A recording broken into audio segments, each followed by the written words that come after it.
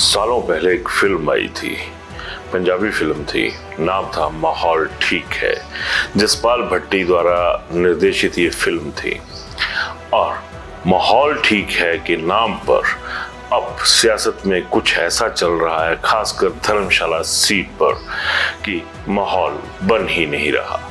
और जब माहौल ही नहीं बन रहा तो फिर आगे जाकर क्या बनेगा, ये आज की डेट का एक बहुत बड़ा सवाल जो है वो यहाँ पर बन गया है। अभिवादन स्वीकार करें, मैं उदय पठानिया। दरअसल हॉट सीट धर्मशाला इसलिए कही जा रही है क्योंकि मुख्यमंत्री सुखविंदर सिंह सुक्खू ने ये आरोप सबसे पहले यहाँ के पूर्व विधायक सुधीर शर्मा पर उस वक्त लगाया था जब बगावत हुई थी। और सुखविंदर सिंह सुक्खू ने ये कहा था कि बागियों के सरगना जो हैं वो सुधीर शर्मा है। और अब यही वजह है कि धर्मशाला को जो टोटल 6 बागी हैं उन तमाम सीटों में सबसे ज़्यादा हॉट सीट माना जा रहा है। मैंने एक बात कही कि माहौल नहीं बन रहा, और माहौल न बनने की वजहें अब मैं सिलसिलेवार आपको गिनवाऊंगा। यहाँ पर कांग्रेस, भाजपा और आज़ाद उम्मीदवार, इन तीनों की चर्चा होगी। दरअसल कांग्रेस के भीतर बवाल तो है, सवाल भी हैं। कांग्रेस की झोली में बहुत कुछ है, लेकिन आलम देखिए, ना बवाल उठ पा रहा है ना सवाल उठ पा रहे हैं। अगर सियासत के चश्मे से देखा जाए तो ये बात तो साफ नजर आ रही है कि जो धर्मशाला का कांग्रेस का कैडर है उसमें संबल भी है, उसमें मुख्यमंत्री सीएम सुखविंदर सिंह सुक्खू का बल भी है।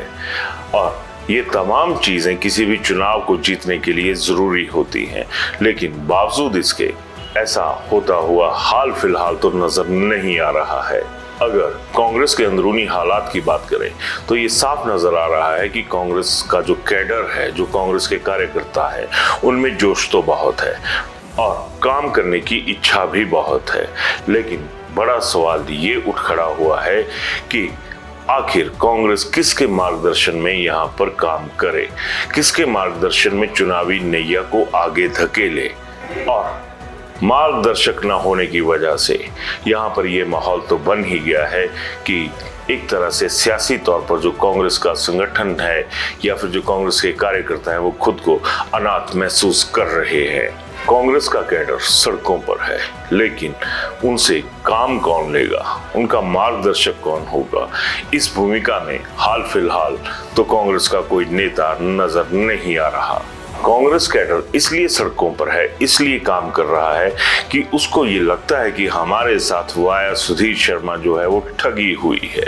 सुधीर शर्मा ने ठगा और हमें अब उसका बदला लेना है। लेकिन बदला किस तरह से लेना है, किस सियासी रणनीति के तहत लेना है, ये आज तक कांग्रेस के कार्यकर्ताओं को धर्मशाला में पता नहीं लग रहा है।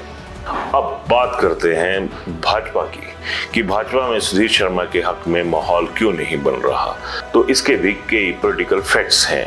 अगर इसे भी सियासत के चश्मे के साथ जिससे देखा जाता है उससे देखा जाए तो भाजपा सुधीर शर्मा के अंग संग चलती हुई नजर आ रही है।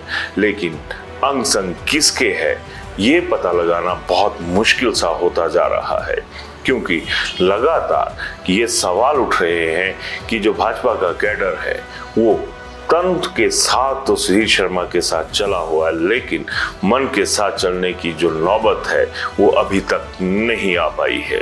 अब भाजपा के साधारण कैडर की बात की जाए और उसके साथ उन नेताओं को भी रखा जाए जिनके जिम्मे पर, जिनके कांधों पर सुधीर शर्मा को जिताने का जिम्मा है, तो वो तमाम नेता ऐसे हैं जो पिछले लगभग 1.5 दशक से सुधीर शर्मा के खिलाफ बोलते रहे हैं, सियासत की आग उगलते रहे हैं।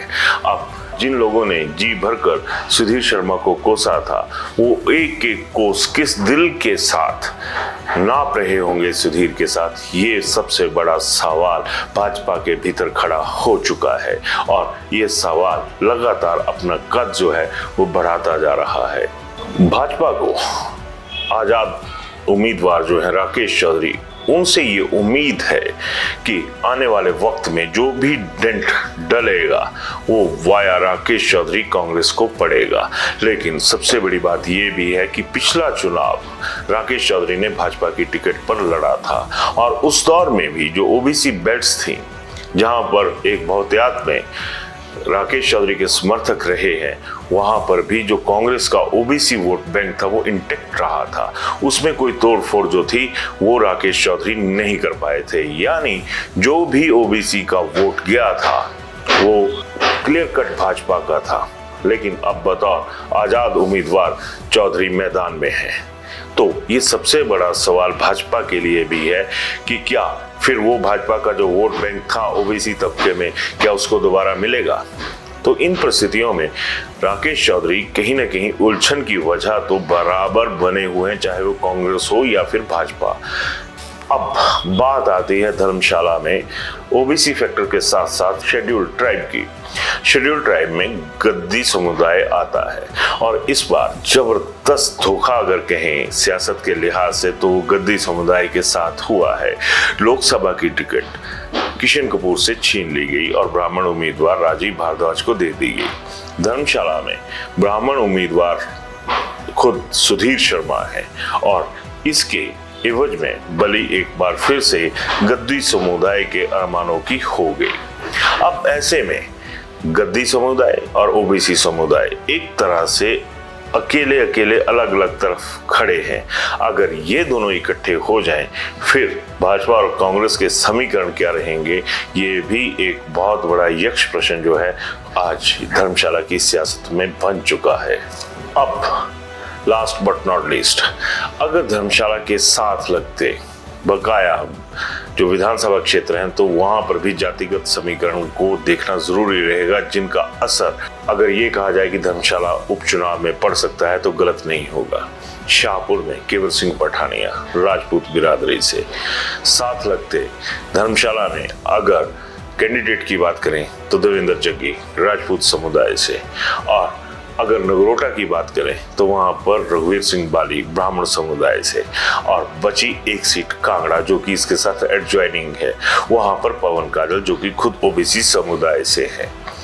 तो धर्मशाला जो भूकंप है उसका एपिक सेंटर तो माना जा सकता है, लेकिन इसकी तरंगें कहां पर किस किस तरह से ट्रेवल कर रही होंगी सियासत की जमीन पर, ये एक बहुत बड़ा सवाल है।